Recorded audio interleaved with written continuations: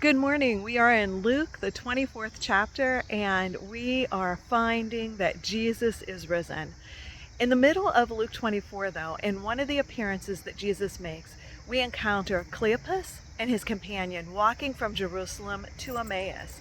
They're headed away from the place where Jesus has been risen. And as we encounter them, we find two people who are disillusioned, probably filled with despair and discouragement. They're making their way back to Emmaus. It is on that journey that they encounter the risen Christ.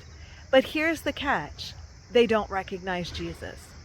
Sometimes we get so caught up in our own despair and what's happening around us that we don't realize that Jesus is right there in our midst.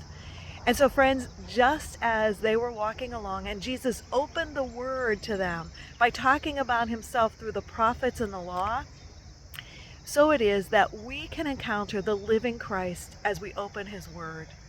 I want to encourage you daily to take time to be in the word of God.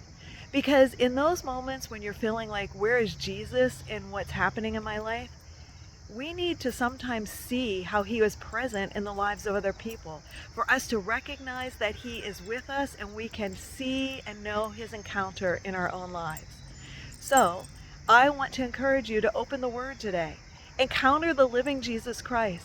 See him just as Cleopas and his companion did. They saw him in the breaking of the bread. We see him in opening the word, which is that which gives us life at times. Because when we read it, we encounter God.